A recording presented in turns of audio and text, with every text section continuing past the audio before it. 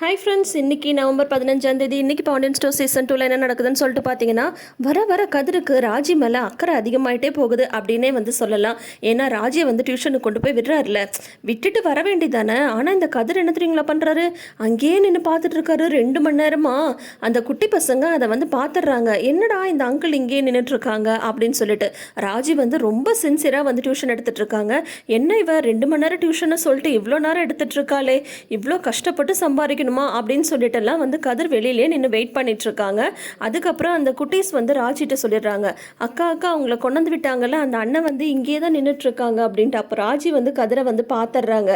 ஓஹோ, அக்கறையாக கூட்டிகிட்டு விட்டேன்னு பார்த்தா இங்கேயே நின்று நான் என்ன பண்ணுறேன்னு வர செக் பண்ணிகிட்ருக்கியா அப்படின்னு சொல்லிட்டு ராஜி உள்ளுக்குள்ளே நினச்சாலும் கதிரை நினச்சா அவங்களுக்கும் ஒரே ஹாப்பியாக தான் இருக்குது.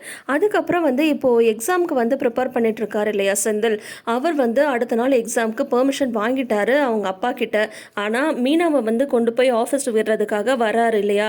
அப்போ மீனா சொல்கிறாங்க, உங்ககிட்ட ஒரு ஃபார்மல் ஷர்ட் கூட இல்லை, எக்ஸாமுக்கு போகும்போது ஃபார்மல் ஷர்ட்லாம் போட்டு போனால் தாங்க நல்லாயிருக்கும், அதனால் நீங்கள் ஒரு ஃபார்மல் ஷர்ட் வாங்கிக்கோங்க அப்படின்னு சொல்லிட்டு சொல்கிறாங்க.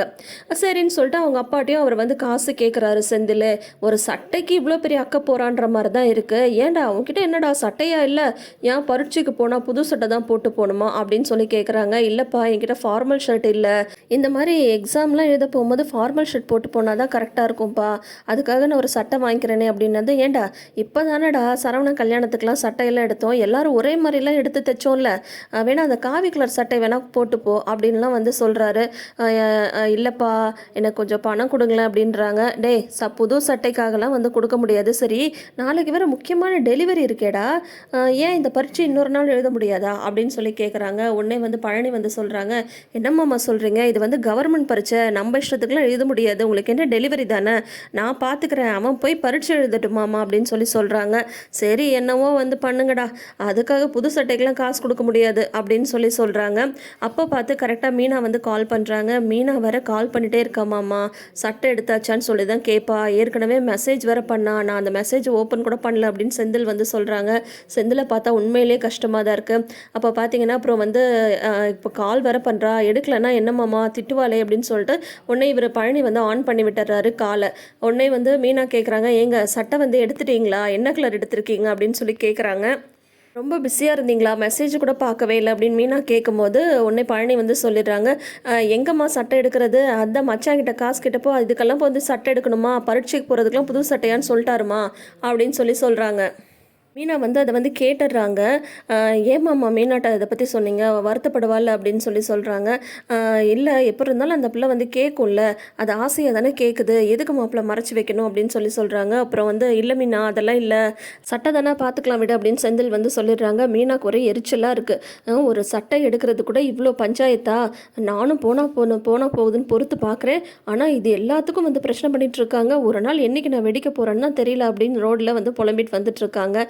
இங்கே பார்த்தீங்கன்னா ராஜி டியூஷன் முடிச்சிடுறாங்க. டியூஷன் முடித்ததும் ஏன் இங்கே வெயிட் பண்ணிகிட்ருக்க அப்படின்னு கேட்குறாங்க. நான் வெயிட்லாம் பண்ணல, பக்கத்தில் ஒரு டெலிவரிக்கு வந்தேன், சரி உனக்கு டியூஷன் முடிஞ்சிருந்தால் அப்படியே கொண்டு போய் வீட்டில் விட்டுடலான்னு சொல்லிட்டு தான் வெயிட் பண்ணிகிட்ருக்கேன் அப்படின்னு சொல்கிறாங்க. ஓ அப்படியா அப்படின்னு சொல்கிறாங்க. சரி கையிட, நான் உட்காறேன் அப்படின்னு சொல்லிட்டு உட்காந்துடுறாங்க. நீ இங்கே தான் நின்றுட்டு இருந்தது நான் பார்த்துட்டேன் அப்படின்றாங்க ராஜி. அப்புறம் ராஜி விட்டு கதிர் வந்துட்டுருக்காரு. அந்த பக்கமாக மீனாவும் கரெக்டாக நடந்து வந்துட்டுருக்காங்க. மீனா புலம்பிக்கிட்டே வரதை பார்க்குறாங்க. என்னாச்சு, நீ ஏன் தனியாக பேசிட்டு வரீங்க அப்படின்னதும் இப்போ நீ இங்கே என்ன பண்ணுற அப்படின்றாங்க. இல்லை ராஜி இப்போ தான் கொண்டு போய் வீட்டில் விட்டு வந்தேன் அப்படின்றாங்க. சரி என் கூட ஒரு இடத்துக்கு வரியா அப்படின்னதும் எங்க அண்ணி அப்படின்றாங்க. ஏன்டா நான் சொன்னால் தான் வர முடியுமா, ஒரு அண்ணி கூப்பிட்றேன், உன்னை ஏன் எதுன்னு கேட்காமலாம் வரமாட்டியா அப்படின்றாங்க. சரி ஏதோ ஒரு நல்ல மூட்டில் தான் இருக்கீங்க போல இருக்குது, சரி போகலாம் அப்படின்றாங்க. இருந்தாலும் எங்கன்னு தெரிஞ்சால் அதுக்கு தகுந்த மாதிரி ஏதாவது ஆட்டோ பிடிச்சிக்கலாம்ல அப்படின்னு சொல்கிறாங்க. பஸ் ஸ்டாண்டு கிட்ட இருக்கிற துணி கடைக்கு தான் போகிறோம், உங்கள் அண்ணனுக்கு தான் ஷர்ட் எடுக்க போகிறோம் அப்படின்றாங்க. சரி இருங்க, இங்கேருந்து நடந்தே போவோம், ஆட்டோ பிடிச்சிட்றேன் அப்படின்னு சொல்லிட்டு உடனே கதிரும் மீனாவும் ட்ரெஸ் எடுக்க போகிறாங்க. அங்கே போனால் பட்டுப்புடவெல்லாம் எடுக்க நம்ம எவ்வளோ டைம் எடுத்துப்போம், அதாவது நார்மல் சாரி கூட சீக்கிரமாக எடுத்துலாம், பட்டுப்புடவெல்லாம் எடுக்க டைம் ஆகும் இல்லையா, அந்த மாதிரி அத்தனை ஷர்ட் பார்க்குறாங்க மீனா. இந்த கலர் வேணாம், இது ரிஜெக்டடு, இது வேணாம், சின்ன கட்டமாக இருக்குது, பெரிய கட்டை காட்டுங்க, இது ரொம்ப பெரிய கட்டமாக இருக்குது, சின்ன கட்டம் காட்டுங்கன்னு சொல்லிட்டு ரொம்ப ஆர்வமாக செந்திலுக்கு ட்ரெஸ் எடுத்துகிட்டு இருக்காங்க. அதோட இன்னைக்கு எபிசோட முடிச்சிருக்காங்க. ஸோ நாளைக்கு செந்தில் கவர்மெண்ட் எக்ஸாம் எழுத போகிறாரு. அவர் நினச்ச மாதிரியே வேலை கிடைச்சிடுதான்றதை வெயிட் பண்ணி பார்ப்போம். தொடர்ந்து அப்டேட்ஸ்க்கு சேனலை சப்ஸ்கிரைப் பண்ணிக்கோங்க, நோட்டிஃபிகேஷன் பெல் ஐக்கானில் ஆல் சிம்பிள் கிளிக் பண்ணிக்கோங்க. தேங்க்யூ.